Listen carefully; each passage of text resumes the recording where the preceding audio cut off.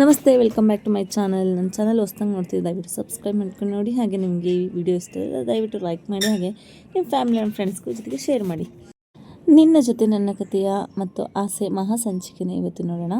ಇವತ್ತು ದೇವಯಾನಿ ಸಿಗಾಕೊಳ್ತಾಳೋ ಇಲ್ಲೋ ಅಂದರೆ ತುಂಬ ಕ್ಯೂರಿಯಾಸಿಟಿ ಇದೆ ಸಂಚಿಕೆ. ಎಲ್ಲರೂ ಕೂಡ ಲಕ್ಕಿ ಊರಿಗೆ ಹೊರಟಿದ್ರಲ್ವ, ಹೋಗಿ ಬರ್ತಾಯಿದ್ರು. ಭೂಮಿಗೆ ಅಷ್ಟರೊಳಗಡೆ ಏನೋ ಆಗಿಬಿಟ್ಟಿತ್ತು ಅಂತ ವೆಯ್ಟ್ ಮಾಡ್ತಾಯಿದ್ರು.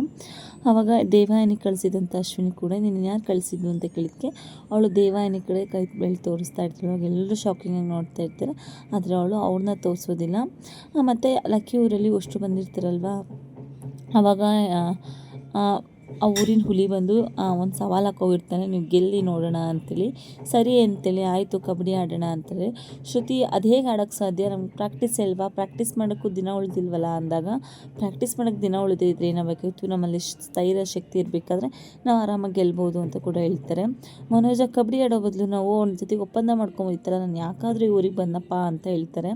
ಆವಾಗ ರೋಹಿಣಿ ಹೇಳ್ತಾಳೆ, ನಿಜವಾಗ್ಲೂ ಆಟ ಆಡಿದ್ರೆ ಸುಲಭ ಅಲ್ವಾ ಅವ್ರನ್ನ ಗೆಲ್ಲೋದು, ನಾವು ಗೆದ್ದರೆ ಇಡೀ ಊರೇ ಗೆದ್ದಂಗೆ ಆಗುತ್ತೆ, ನಾವು ಸೋತ್ರೆ ನಾವು ಹೋಗ್ಬಿಟ್ಟು ಅವ್ರು ಹಾಳಾಗಿ ಉಳ್ಕೊಬೇಕಲ್ವ ಅಂತ ರೋಹಿಣಿ ಕೂಡ ಹೇಳ್ತಾ ಇರ್ತಾಳೆ. ಆವಾಗ ಕೂಡ ಹೇಳ್ತಾರೆ ಶ್ರವಣು, ನಾವು ಗೆಲ್ಲೇಬೇಕು ಇದನ್ನು ಅಂತೇಳಿ. ಆಗ ಸೂರ್ಯಗೆ ರಂಗನಾಥ್ ಅವ್ರು ಹೇಳ್ತಾರೆ, ಸೂರ್ಯ ನಿನ್ನ ಇಷ್ಟು ದಿನ ಇದ್ದಿದ್ದು ಒಳಗಡೆ ಇರುವಂಥ ಕಿಚ್ಚನ್ನ ಈಗ ಹೊರಗೆ ತೆಗೆಯುವಂಥ ಬಂದಿದೆ ಅಂತಂದರೆ ಯಾವ ರೀತಿ ಎಂದಾಗ ರಂಗನಾಥ್ ಹೇಳ್ತಾನೆ, ಟೈಮ್ ಅಂತ ಇದ್ದರೆ ಆ ಒಳಗಿರುವಂಥ ಕಿಚ್ಚು ಕೂಡ ಹೊರಗಡೆ ಬರುತ್ತೆ ಅಂತ ಹೇಳ್ತಾರೆ. ಭೂಮಿಗೆ ಕೂಡ ಸಾಹೇಬ್ರೆ ನೀವು ಆಟಂಗೆ ಗೆಲ್ತೀರಾ, ನಿಮ್ಗೇನು ಅನಿಸುತ್ತೆ ಅಂತ ಕೇಳ್ತಾಳೆ. ಯುದ್ಧ ಮಾಡೋಕ್ಕೆ ರೆಡಿ ಆದಮೇಲೆ ಸೈನಿಕರು ಲೆಕ್ಕ ಹಾಕಬಾರ್ದು, ಯುದ್ಧ ಮಾಡೋಣ ನಡೀರಿ ಅಂತ ಹೇಳ್ತಾನೆ. ತುಂಬ ಖುಷಿ ಪಡ್ತಾರೆ. ಅವಾಗ ತುಂಬ ಯೋಚನೆ ಮಾಡ್ತಾನೆ ಇರ್ತಾರೆ, ಏನು ಮಾಡೋದು ಅಂತೇಳಿ. ಶ್ರುತಿ, ರವಿ ನೀನು ಚಮಚ ತೊಗೊಂಡು ಅಡುಗೆ ಮನೆಗೆ ತಿರುಗ್ಸೋಕ್ಕಷ್ಟೇ ಸರಿ, ನಿಂಗೆ ಇವೆಲ್ಲ ಗೊತ್ತಾಗಲ್ವಲ್ಲ, ಹೆಂಗಸ ಥರ ಅಡುಗೆ ಮನೆ ಅಥವಾ ಚೆಫ್ ಆಗಿ ಇರೋಕ್ಕೆ ನೀನು ಲಾಯಕ್ಕು ಅಂತಿರ್ತಾಳೆ.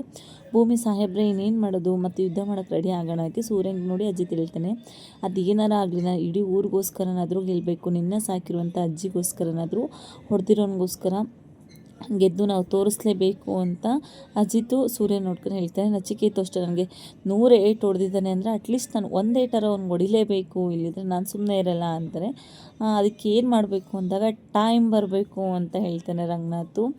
ಸಮಯ, ನಮ್ಮಲ್ಲಿರುವಂಥ ಸಮಯ ಕರೆಕ್ಟ್ ಟೈಮಿಗೆ ಬಂದರೆ ನಾವು ಯಾರನ್ನ ಬೇಕಾದ್ರೂ ಏನು ಬೇಕಾದರೂ ಮಾಡ್ಬೋದು ಅಂತ ರಂಗನಾಥ್ ಕೂಡ ಹೇಳ್ತಾನೆ. ಸೂರ್ಯ ಧೈರ್ಯದಿಂದ ಇದನ್ನು ಗೆಲ್ಲಬೇಕು, ಇಡೀ ಊರನ್ನೇ ಗೆಲ್ಲಬೇಕು ಅಂತ ಹೇಳ್ತಿದೆ. ಇಡೀ ಊರಿಗೆ ಹಿಂಸೆ ಕೊಟ್ಟಿದ್ದಾರೆ ಅಂದಮೇಲೆ ನಾವು ಅದನ್ನು ಗೆಲ್ಲಲೇಬೇಕು ಅಂತ ಸೂರ್ಯಂಗೆ ಹೇಳ್ತಾರೆ. ಸೂರ್ಯ ಕೂಡ ಆಯಿತು ಅಜಿತ ನೋಡ್ಕೊಳ್ತಾ, ಎಷ್ಟರ ಕಷ್ಟ ಆಗಲಿ ಈ ಗೇಮ್ನ ನಾವು ಗೆದ್ದೇ ಗೆಲ್ತೀವಿ ಅಂತಾನೆ.